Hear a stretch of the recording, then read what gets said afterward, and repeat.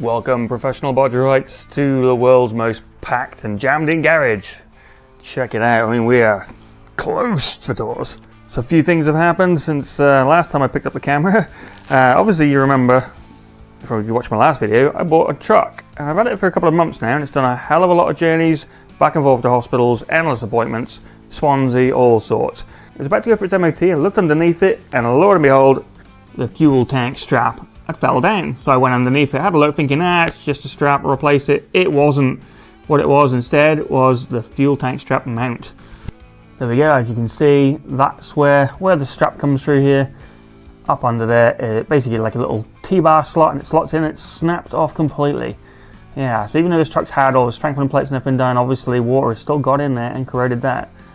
So I was going to scrap it until I got some absolute chance to come and get it, and he just tried to rip me off. So I thought, sod it, we'll fix it. I can't do the welding, obviously, so I'm going to get a man to come out and do that. But what I do have to try and get done, or at least I'll have to get the professional bodger to do, is to drop the tank and then clean up the area ready for him. So yeah, what fun is that? So once again, the poor old Mini is back on the back burner for the billionth time. And it's literally full of crap now as well. It's not great, but needs must. The truck, I've got to get the tank fixed. We've also got a wheel bearing to do on both sides, which is seized in. Yeah, not brilliant. Probably a few other little nigglies and nagglies, so we'll may as well try and do the bodywork on neaten up somewhat as well. So yeah, whether you want it or not, expect a few videos on the truck's repairs. Bloody fun. So yeah, let's try and get the tank off, eh? Remember to like and subscribe, all that kind of stuff. Wish me luck. Right, first job was battery off. There it is over there in a pile of absolute junk. We got that thing off, and then some people would think you'd have to depressurize the fuel. You don't on one of these things, because it only runs fuel coming through, at least with pressure, once the actual engine is running, or when you're trying to start it. Or maybe on like second click or something, but I know when I did the fuel filter, there was no pressure in it whatsoever. Some cars you go pull a fuse out, you know, like let the car cut out, but yeah, we seem alright on this thing. There might be a bit of fuel, but it's not going to be major. So we've got the truck jacked up somewhat, not the most, as you can see, but as much as my jacks are going to do it, because obviously it's lifted. I've got an axle stand under there, rated to 2 tons, pretty much on the limit, but you know, it's still safety and all that. I'll probably put some tyres under here as well, just for good measure. Right, so the first job is going to be to cut the ratchet strap off. It's jammed on like in the mechanism, so I'm not going to bother trying to save it. We'll get that off, and then this strap obviously would normally be held on with a bolt on the other side, goes up into the chassis, and then this T-bar, which obviously the T-bar has buggered itself up, and then this strap here is a bolt right there, as you can see, and it's pretty much exactly the same on the opposite side. So we'll put a jack underneath this when we undo them, and very slowly lower the fuel tank down. It's got about 100 miles with a diesel in that, which I don't know, is about a jerry can's worth. So I'm not sure how heavy it's going to be. I managed to like push it up a bit, so it can't be too bad. We'll lower it down, and then we're going to take all the connectors off. So yeah, join me once we get to that. Alright, so many years later, copyright strike impending with my music or whatever. I've had to try and undo this, and that has been an absolute ball ache. Luckily it is, mostly. That should undo now, and we'll pull the fuel pipe filler neck thing off.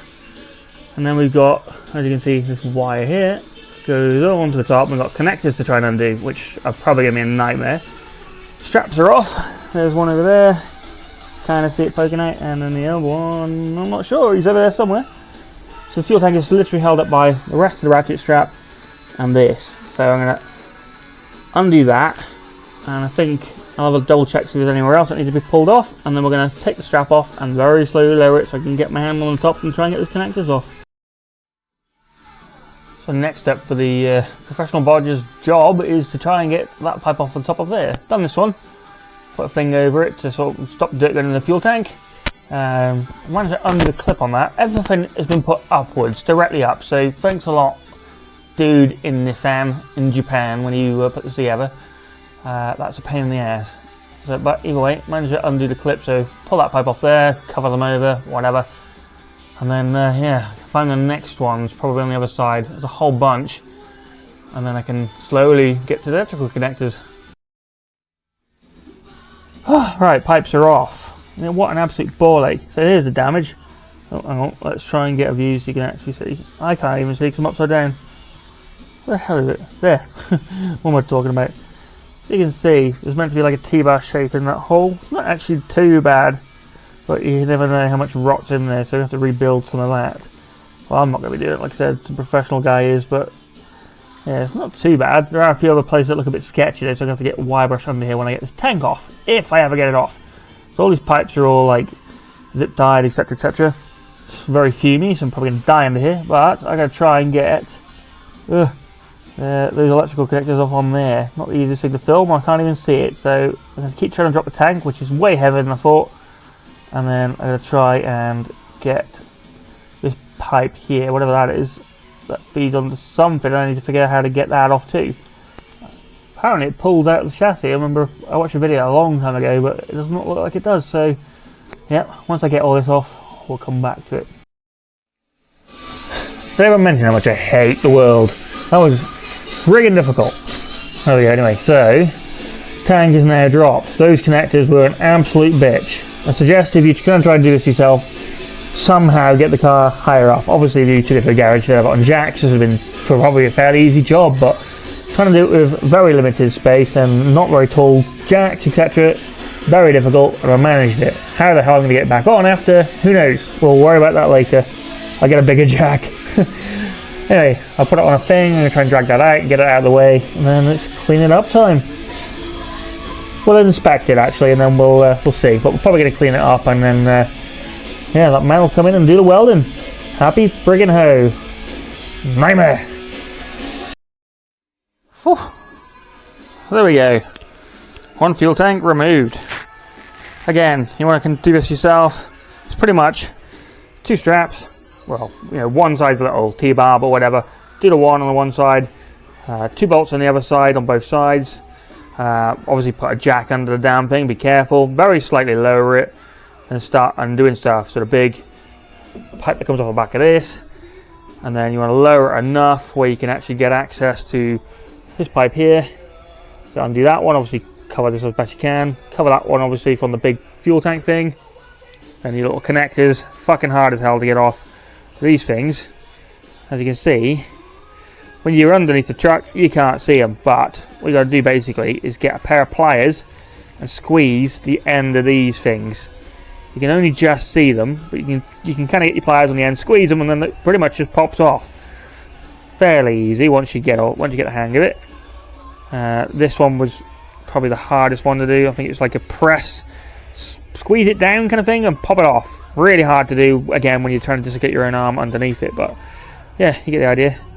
So now I'm going to get these covered up, probably tape them up or whatever, or put some more zip ties on, and then get this out of the way so when Mr. Welderman comes, it'll be safe, hopefully.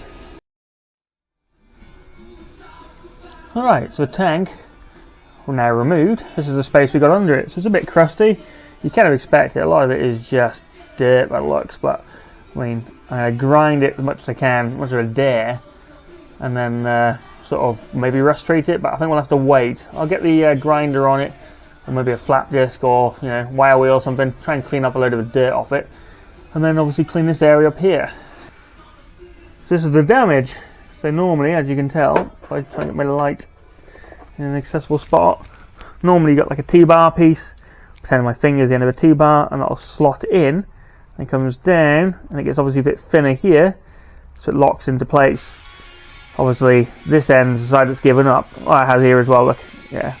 So normally there's like a little lip here where it will lock in place, and that's obviously given up the ghost. So the idea is going to have to be to probably cut this off here, or the guy will have to do it, if it's strong enough, clean it all up.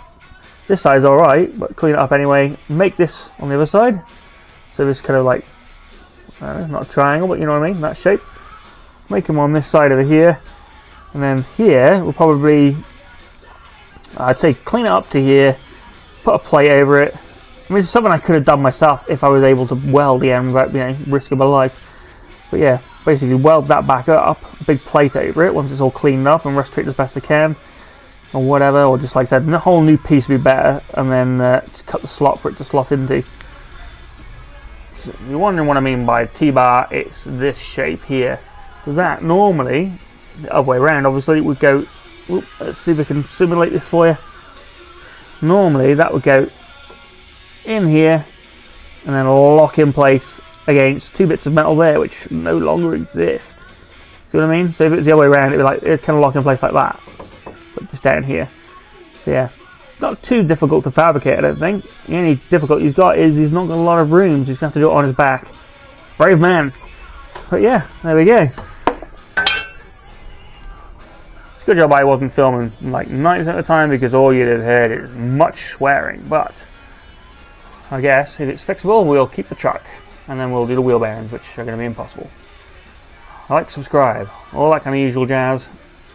We'll see you in the next episode of Professional Bodger goes absolutely apeshit and probably ends up in a mental institute. Goodbye.